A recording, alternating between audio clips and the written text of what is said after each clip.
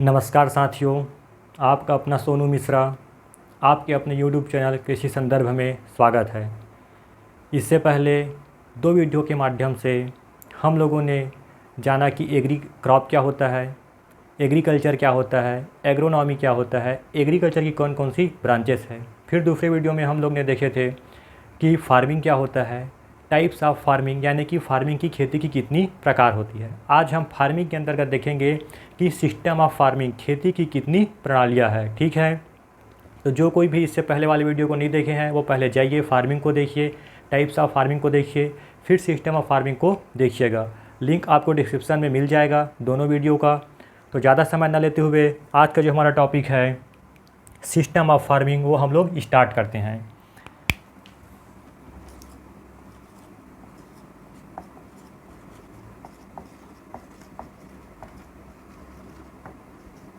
System of farming मतलब खेती की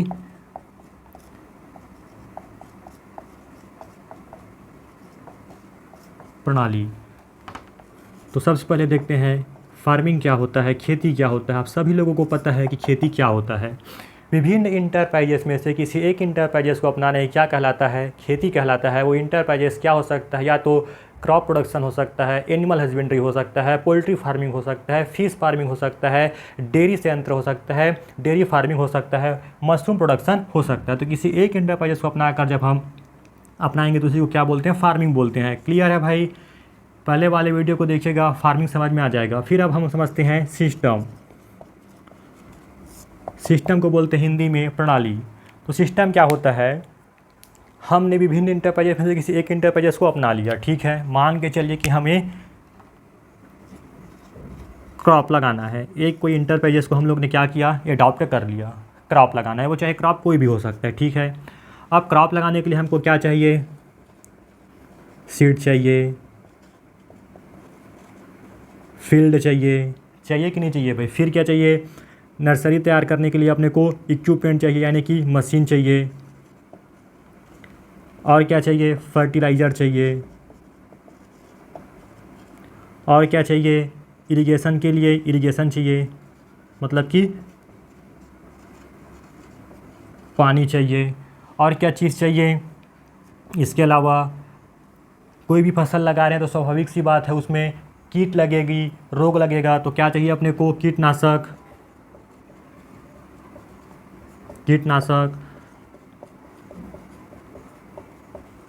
रोगनाशक। फिर अंततः हम लोग ने तो फसल लगा लिए, अब वो एक समय के बाद उसको अपने को हार्वेस्ट भी करना है, कटाई भी करना है। तो अपने को क्या चाहिए, हार्वेस्टिंग करने वाले संयंत्र चाहिए। ठीक है भाई, तो ये सारा चीज़ चाहिए।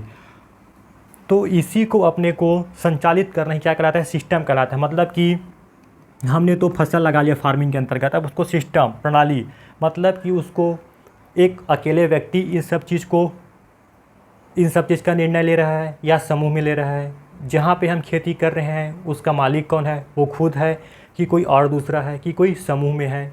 जितने भी निर्णय लेना है कि कब अपने को फसल लगाना है, कब इरिगेशन देना है, कब कीटनाशक डालना है, वो अकेले स्वयं एक अकेले व्यक्ति ले रहा है या कि कोई समूह के द्वारा लिया जा रहा है या कोई सरकारी आदमी के द्वारा लिया जा रहा है। इसी को बोलते हैं भाई अपन लोग सिस्टम बोलते हैं, प्रणाली बोलते हैं। मतलब कि एक अच्छे से नियोजन प्लानिंग बनाना कि इसको संचालित करने के लिए, फार्म को चलाने के लिए।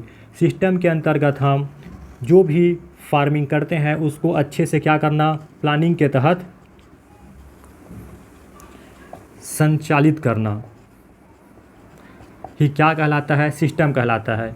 और यह जो सिस्टम रहेगा वो फार्मिंग का इंटर रिलेट रहेगा। कैसे इंटर रिलेट रहेगा, अपने को फसल लगाना है, फसल नहीं लगाए तो मान के चलिए अपने को एनिमल पालन करना है। तो इसके लिए अपने को पहले अपने पास देखेंगे एनिमल अपने को पालन करना है, पशुपालन का काम करना है, तो अपने पास एक प्रॉपर जगह होना चाहिए। फिर उनको रहने के लिए वहाँ पे उचित स्थान होना चाहिए, उनको खाना खिलाने के लिए चारा होना चाहिए। मतलब उनके लिए पूरा देखभाल करना ही क्या कहलाता है, सिस्टम कहलाता है। तो ये दोनों एक दूसरे से इंटर रिलेट रहते हैं। ठीक है भाई, तो कोई पूछे फार्मिंग सिस्टम क्या है तो क्या बताओगे कि उस जो भी फार्म में हम खेती कर रहे हैं उसका मालिक कौन है, उसका निर्णय कौन लेता है, वो स्वयं किसान लेता है कि कोई समूह के व्यक्ति लेते हैं। उसका प्रबंधन का कार्य कौन करता है, उसका व्यवस्थापन का कार्य कौन करता है, उसी को बोलते हैं अपन लोग फार्मिंग ऑफ सिस्टम। ठीक है भाई। अगर कोई पूछे, ये तो समझ में आ गया कि फार्मिंग ऑफ सिस्टम क्या होता है। आप कोई पूछ दे कि फार्मिंग ऑफ सिस्टम का मेन ऑब्जेक्ट क्या है, उद्देश्य क्या है, तो क्या बताओगे? जो फार्मिंग ऑफ सिस्टम का मेन ऑब्जेक्ट है, उद्देश्य है, वो है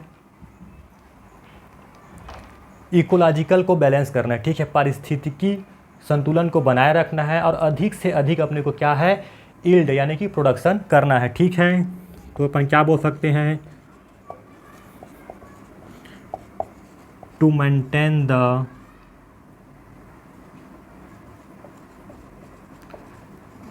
इकोलॉजी। ठीक है, to maintain the ecological balance, इसको इकोलॉजिकल बैलेंस लिखो।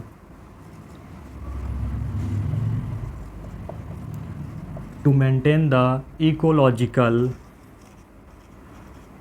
Balance and produce the high yield या इन्हेंस द यील्ड। अपन प्रोड्यूस द यील्ड भी बोल सकते हैं, इन्हेंस द यील्ड बोल सकते हैं। एकदम सिंपल आसान भाषा में अगर कोई इंग्लिश के वाले बच्चे होंगे तो सिंपल से आसान भाषा में बोल सकते हैं, to maintain the ecological balance and produce the high yield या प्रोडक्शन ऑफ हाई यील्ड या इन्हेंस ऑफ यील्ड। मतलब कि पारिस्थितिकी तंत्र को बिना बिगाड़े या संतुलित रखते हुए अधिक से अधिक उत्पादन करना ही इसका मेन ऑब्जेक्ट है, किसका, सिस्टम ऑफ फार्मिंग का। ठीक है भाई।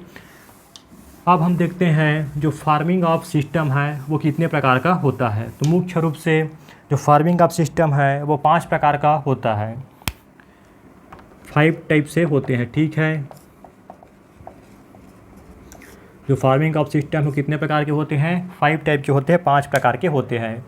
पहला आता है इंडिविजुअल फार्मिंग सिस्टम, दूसरा आता है कैपिटल फार्मिंग सिस्टम, और तीसरा आता है गवर्नमेंट या स्टेट फार्मिंग सिस्टम, चौथा आता है कलेक्टिव फार्मिंग सिस्टम एंड पांचवा आता है कोऑपरेटिव फार्मिंग सिस्टम। तो सबको एक एक करके लाइन से देख लेते हैं। जैसे इन लोग का नाम है वैसे इन लोग के अंदर डेफिनेशन बनेगा। पहला आता है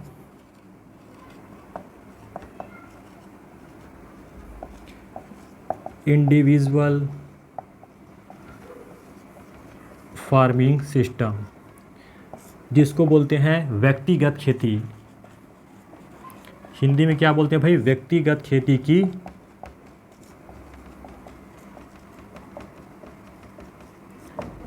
प्रणाली। नाम से स्पष्ट है, व्यक्तिगत यानी कि अकेले। मान के चलिए कि मेरे पास कुछ ज़मीन है, उसका मालिक मैं खुद स्वयं रहूँगा। उसमें मुझे क्या फसल लगाना है, कैसे उसको मैनेज करना है, कौन कौन से मेरे को और डिसीजन लेना है बाद में, वो सारा चीज़ कौन मैनेज करेगा, मैं खुद एक अकेले व्यक्ति उसको मैनेज करेगा। मतलब कि अगर इसमें अपन पॉइंट से बात करें तो पहला रहेगा फार्म का मालिक या स्वामी कौन रहेगा, स्वयं किसान रहेंगे। जितना भी निर्णय लेने का काम है, प्रबंधन का काम है, प्रबंधन, व्यवस्थापन एंड निर्णय लेने का कार्य कौन करेगा, स्वयं किसान करेंगे। ठीक है, एक अकेले। जो इंडिविजुअल फार्मिंग सिस्टम है वो सबसे बेस्ट होता है, क्योंकि वो अपने पास उचित संसाधन को ध्यान में रखते हुए आगे की वो प्लानिंग करता है। ठीक है भाई, तो उचित संसाधनों को, धनों को, या इसी को बोल सकते हैं उपलब्ध संसाधनों के आधार पर भविष्य के लिए एक योजना तैयार करते हैं।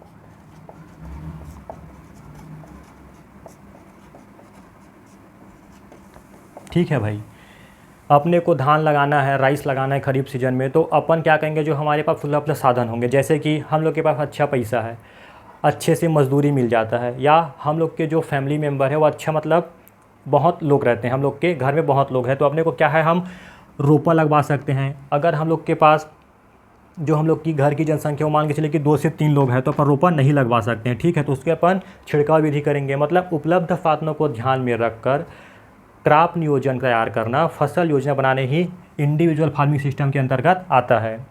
तो कि पूछे फार्म का मालिक इंडिविजुअल फार्मिंग सिस्टम में स्वयं होता है, प्रबंधन व्यवस्थापन और निर्णय कौन करेगा, तो स्वयं किसान करेगा। उचित या उपलब्ध संसाधनों के आधार पर ही वो एक फसल योजना तैयार करेगा कि अपने को ये फसल लगाना है, हम लोग के पास ये संसाधन उपलब्ध है। इस प्रकार की फार्मिंग सिस्टम हमारे भारत में सबसे ज़्यादा प्रचलित है। लिख लेना, जो इंडिविजुअल फार्मिंग सिस्टम है ये भारत में अधिक प्रचलित है, ठीक है भाई।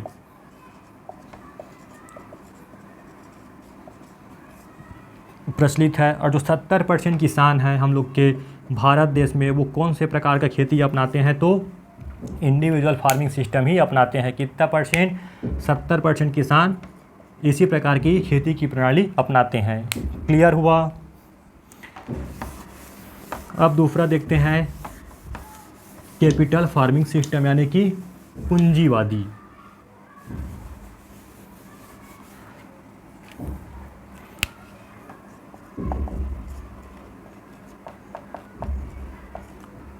कैपिटल फार्मिंग यानी कि पूंजीवादी खेती की प्रणाली। व्यक्तिगत में क्या हो रहा था, वो सारा निर्णय, सारा प्रबंधन, सारा व्यवस्थापन कौन कर रहा था? अकेले व्यक्ति स्वयं कर रहा था। फार्म का मालिक वो खुद था। लेकिन कैपिटल फार्मिंग के अंतर्गत जो फार्म का स्वामी है, फार्म का प्रबंधन है, फार्म का व्यवस्थापन वो कौन लोग करेंगे? पूंजीपति लोग करेंगे। इसको लिख लो,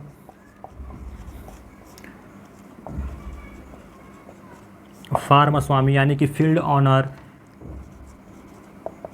प्रबंधन यानी कि मैनेजमेंट, फिर आएगा निर्णय यानी कि डिसीजन लेने का कार्य कौन करेगा? पूंजीवादी लोग करेंगे। पूंजीवादी लोग इसी को बोलते हैं पूंजीपति, ठीक है भाई। फार्म का स्वामी, प्रबंधन और निर्णय लेने का काम कौन करेगा? पूंजीवादी लोग करेंगे। दूसरा, इस प्रकार के खेती की प्रणाली में जो भूमि का आकार है वो बहुत बड़ा होता है और इसको अच्छे तरीके से या कुशल ढंग से मैनेज किया जाता है, ठीक है भाई। तो इसमें अपन बोल सकते हैं फार्म का आकार बहुत बड़ा होता है जिसका प्रबंधन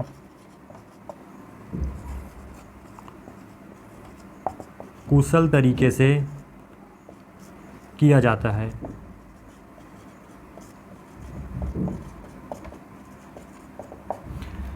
सीधी सी बात है भाई, इन लोग के पास पैसे की कमी रहता नहीं है, तो जितना चाहे उतने बड़े ज़मीन खरीद सकते हैं और उसका अच्छे ढंग से प्रबंध किया जा सकता है, कुशल तरीके से उसका ज़मीन का प्रबंधन किया जा सकता है।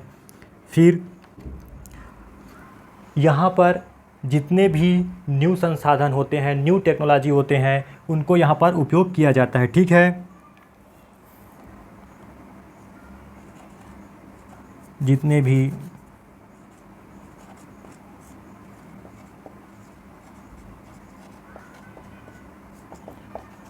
संसाधनों का उपयोग किया जाता है, मतलब कि जितने भी टेक्नोलॉजी आएगा, जितने भी नए संसाधन रहेंगे, जैसे कि कुछ मशीन आ गया नया या कुछ नया टेक्नोलॉजी आ गया, तो सबसे पहले पूंजीपति लोग ही क्या करते हैं? अडॉप्ट करते हैं, अपनाते हैं।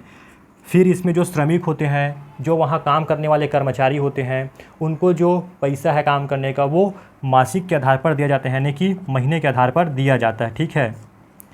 मासिक वेतन दिया जाता है किनको? श्रमिक लोग को जो वहाँ काम करते हैं, ठीक है भाई। तो पूंजीपति जो पूंजीवादी खेती की प्रणाली है उसमें फार्म का स्वामी, प्रबंधन, निर्णय कौन लोग करेंगे? पूंजीपति लोग करेंगे। फार्म का कार्य इसमें बहुत बड़ा होता है जिसका प्रबंधन भी कुशल तरीके से किया जाता है। जितने भी नए टेक्नोलॉजी, जितने भी नए संसाधन हैं उनका सबसे पहले इन्हीं लोग उपयोग करते हैं, और जो यहाँ काम करते हैं श्रमिक लोग, उनको महीने के आधार पर वेतन या काम करने का पैसा दिया जाता है। सुनते जाओ, सिंपल है, एक बार समझ गए तो आसानी से लिख लोगे। मेन चीज़ है इसमें का निर्णय लेना, प्रबंधन करना, व्यवस्थापन करना और फार्म का मालिक कौन है। फिर तीसरा आता है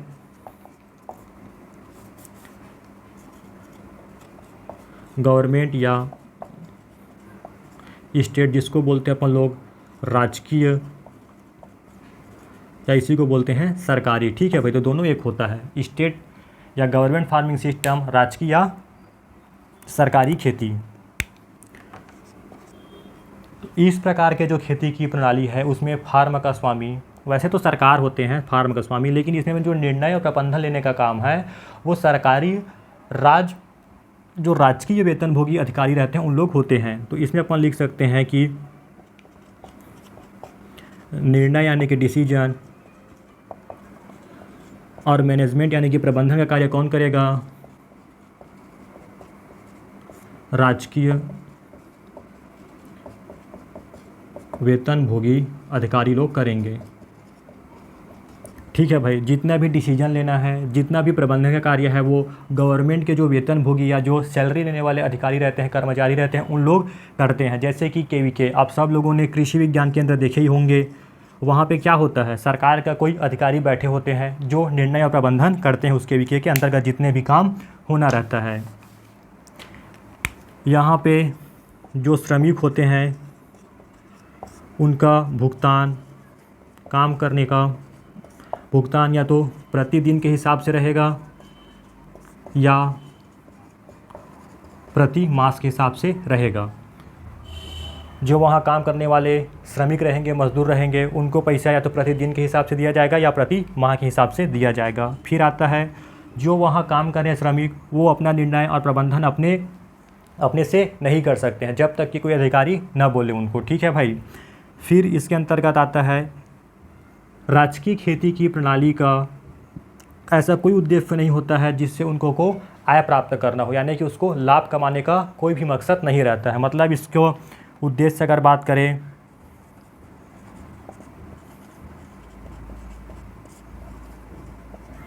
लाभ कमाना, इस प्रणाली का उद्देश्य नहीं होता। ठीक है भाई। प्रॉफिट हो ना हो, स्टेट फार्मिंग सिस्टम इससे कोई मतलब नहीं है कि उससे अपने को लाभ कमाना है। इसका मेन ऑब्जेक्ट होता है, IMP लगा लेना। जो स्टेट या गवर्नमेंट फार्मिंग सिस्टम का अगर मेन ऑब्जेक्टिव पूछा जाए तो मेन होता है प्रशिक्षण देना, ट्रेनिंग देगा, रिसर्च करेगा यानी कि प्रशिक्षण करेगा, अनुसंधान करेगा और क्या करेगा, डेमोस्ट्रेट करेगा।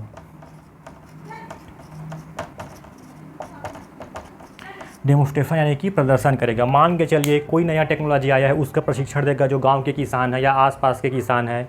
फिर रिसर्च करेगा। मान के चलिए कोई फसल में बहुत अधिक बीमारी लग रहा है तो उसको बचाने के लिए कुछ उसमें वो रिसर्च करेंगे, अनुसंधान का काम करेंगे। फिर डेमोस्ट्रेशन करेगा कि देखो भाई यह जो फसल है इसमें बहुत उत्पादन आ रहा है, कम पानी लग रहा है, कीट बीमारी बहुत कम लगी। इस प्रकार से डेमोस्ट्रेशन करते हैं। तो समझ में आया भाई, जो गवर्नमेंट है स्टेट फार्मिंग सिस्टम में उसका निर्णय और प्रबंधन राजकीय वेतनभोगी कर्मचारी करते हैं। यहाँ पर जो काम करने वाले श्रमिक मजदूर हैं उनको वेतन प्रति माह या प्रतिदिन के हिसाब से दिया जाता है। इसमें जो काम कर रहे हैं श्रमिक हैं, मजदूर हैं, वो कभी भी अपना निर्णय नहीं ले सकते हैं। राजकीय खेती प्रणाली का उद्देश्य लाभ कमाना नहीं है, बल्कि इनका मेन ऑब्जेक्ट होता है प्रशिक्षण देना, अनुसंधान करना और प्रदर्शन करना यानी कि डेमोस्ट्रेशन करना। अब हम लोग का आता है चौथा पॉइंट,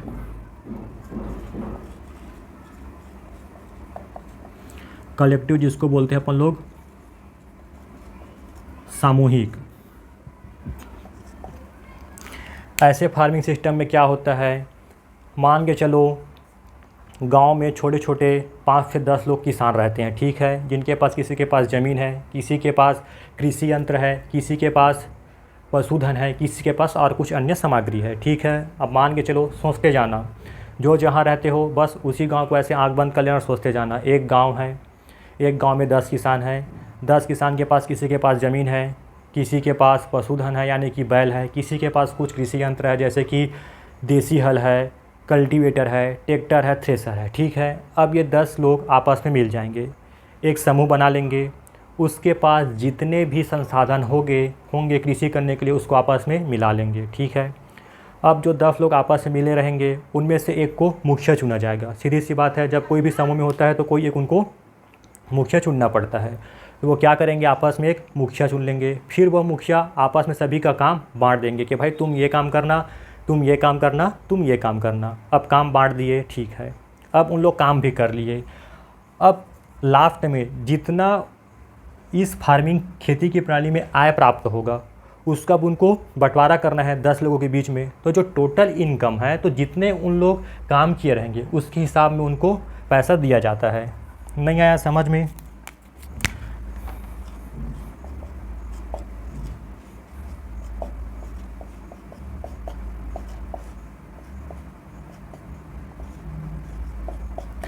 मान के चलो क्योंकि गांव का किसान है, ठीक है, इन लोग आपस में मिल गए कि किसी के पास ज़मीन है यानी कि फील्ड है, किसी के पास पशुधन है, किसी के पास मशीन है, ट्रैक्टर हो गया, हल हो गया और कुछ भी है, ठीक है, किसी के पास और कुछ अन्य सामग्री है। तो इन सभी लोग आपस में मिल जाएंगे। कौन? ये इंसान, ये गांव के लोग और जितने भी लोग के पास संसाधन है, ठीक है।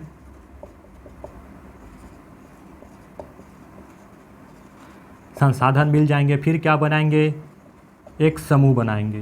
क्या बनाएंगे? एक ग्रुप क्रिएट करेंगे। एक ग्रुप बना लिए, फिर उसके बाद क्या करेंगे, इन लोग एक को मुखिया चुनेंगे या समझ लो अध्यक्ष बनाएंगे, ठीक है। एक को अध्यक्ष बनाएंगे, प्रेसिडेंट बना देंगे। फिर इन लोगों के बीच में काम को बांट दिया जाएगा, ठीक है। वर्क को क्या कर देगा, डिवाइड कर देंगे, बांट देंगे। उसके बाद काम करने के बाद जितना भी आय प्राप्त होगा, ठीक है,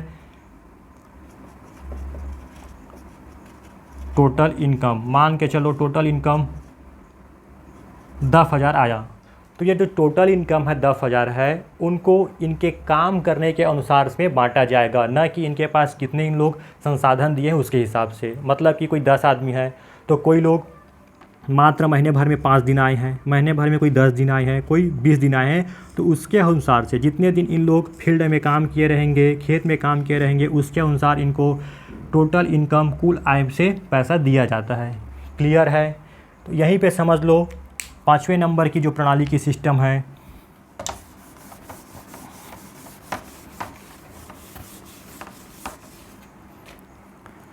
पाँचवा नंबर कौन सा है हम लोग का,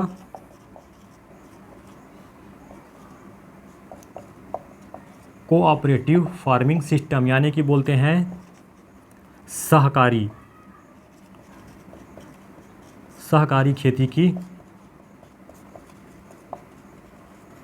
प्रणाली। इसी को सहकारिता भी बोलते हैं। इसमें क्या कर रहे थे, ग्रुप बना रहे हैं, इसमें भी ग्रुप बनाएंगे। इसमें भी जितने भी संसाधन रहेंगे उसको आपस में अपन कलेक्ट करेंगे। उसके बाद सब में एक को मुखिया चुनेंगे, वो मुखिया सबको काम दे देगा। इसमें जो टोटल इनकम होगा, कोऑपरेटिव में, सहकारिता में जो टोटल इनकम होगा, उनको जितने इन लोग के ज़मीन दिए रहेंगे खेती करने के लिए उसके अनुसार इन लोग को बांटते हैं, ठीक है भाई। इसमें जितने उन लोग काम किए रहेंगे उसके अनुसार से टोटल आय को इन लोग को बांटते हैं। और कोऑपरेटिव सहकारिता में जितने इन लोग ज़मीन दिए रहेंगे, ठीक है, जितने इन लोग ज़मीन दिए रहेंगे खेती करने के लिए उसके अनुसार में इन लोग में बीच में टोटल इनकम को बांटा जाता है। सामूहिक पूछे तो जितने दिन काम करेंगे उतने दिन को उन लोग को पैसा मिलेगा टोटल आय से। सहकारिता में पूछे तो जितना उन लोग ज़मीन करने के लिए खेती दिए रहेंगे उसके आधार पर टोटल इनकम, टोटल कुल आय को बांटते हैं। क्लियर हुआ भाई?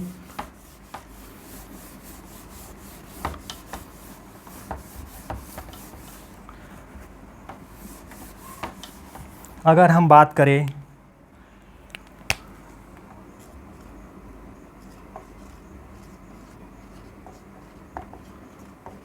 कोऑपरेटिव फार्मिंग सिस्टम यानी कि सहकारिता खेती की प्रणाली, तो ये मुख्य रूप से 4 प्रकार का होता है। कौन कौन से होते हैं वो अपन देख लेते हैं। रटने की ज़रूरत नहीं है। भूमि का मालिक कौन है और कृषि कार्य कैसा होता है, यही अपने को देखना है, एग्रीकल्चर एक्टिविटी। तो एक साइड हेडिंग डाल लो, टाइप्स एक साइड डाल लो, फील्ड ऑनर यानी खेती या भूमि का स्वामी, फिर इस साइड डाल लो आप लोग एग्रीकल्चर एक्टिविटी यानी कि कृषि क्रियाएं। सहकारिता खेती की प्रणाली 4 प्रकार से होता है। तो पहला आता है, शॉर्ट में लिख रहा हूँ भाई, कोऑपरेटिव बेटर फार्मिंग सिस्टम। ठीक है, जिसमें फील्ड का ऑनर है, खेत की भूमि या भूमि का स्वामी कौन रहेगा, वो स्वयं रहेगा किसान। कृषि क्रियाएं वो स्वयं करेगा अपने खेत में। जहाँ पे बेटर की बात आए तो खेत का भूमि का मालिक वो खुद रहेगा और खेती की जो क्रियाएं हैं, कृषि क्रियाएं हैं, वो स्वयं करेगा। फिर दूसरा आता है कोऑपरेटिव जॉइंट फार्मिंग सिस्टम, इसको बोलते हैं संयुक्त। तो जो खेती है, खेती के जो मालिक रहेगा, भूमि का मालिक वो स्वयं रहेगा, लेकिन जो एग्रीकल्चर है एक्टिविटी, कृषि क्रियाएं हैं, वो सामूहिक होगा। ठीक है भाई, जितने लोग मिल के करने हैं, संयुक्त रूप से 10 लोग हैं, तो खेत के मालिक तो स्वयं रहेंगे 10 लोग, लेकिन जो कृषि क्रिया है वो 10 लोग आपस में मिलकर करेंगे, उसी को बोलते हैं अपन लोग ज्वाइंट फार्मिंग सिस्टम। फिर तीसरा आता है कलेक्टिव टेंडेंसी फार्मिंग सिस्टम, जिसको बोलते हैं हिंदी में काश्तकारी खेती। काश्तकारी खेती में क्या होता है, भूमि का जो स्वामी होता है वो सामूहिक रूप से होता है, समूह में होता है। अगर 10 लोग हैं, 10 लोग के पास जितने ज़मीन है उसको समूह में मिला दिया तो सामूहिक रूप से भूमि का स्वामी सामूहिक होगा। लेकिन जो कृषि क्रियाएं हैं वो स्वयं अकेले अकेले करेंगे। अगर 5 लोग हैं, 5 लोग ने 2-2 एकड़ अगर ग्रुप में दिए हैं, तो जो सामूहिक रूप से खेती का मालिक तो समूह में हो जाएगा कि 10 लोग का इतना ज़मीन है, 10 लोग इनके मालिक है। लेकिन जो कृषि क्रियाएँ हैं वो अकेले अकेले अपने अपने करेंगे। फिर आता है कोऑपरेटिव बेटर ज्वाइंटिंग इन कलेक्टिव फार्मिंग सिस्टम, जिसको बोलते हैं अपन लोग सामूहिक। नाम से स्पष्ट है, सामूहिक है तो खेती भूमि का स्वामी सामूहिक होगा और कृषि क्रिया भी सामूहिक होगा। ठीक है भाई, अगर पूछे कोऑपरेटिव फार्मिंग सिस्टम 4 प्रकार से होता है, बेटर, ज्वाइंटिंग, टेंडेंसी और कलेक्टिव। बेटर में पूछे तो खेती भूमि का स्वामी स्वयं रहेगा, जबकि एग्रीकल्चर एक्टिविटी उसमें भी स्वयं रहेगा। ज्वाइंटिंग में पूछे तो फील्ड मालिक स्वयं रहेगा, लेकिन एग्रीकल्चर एक्टिविटी सामूहिक रूप से होगा। टेंडेंसी को बोलते हैं काश्तकारी, पूछे तो सामूहिक रूप से होगा, भूमि का मालिक, लेकिन कृषि क्रियाएं स्वयं करेंगे। और कलेक्टिव सामूहिक में दोनों सामूहिक रूप से रहेंगे ग्रुप में। ठीक है भाई, उम्मीद करता हूँ आज का हमारा टॉपिक फार्मिंग सिस्टम समझ में आया होगा।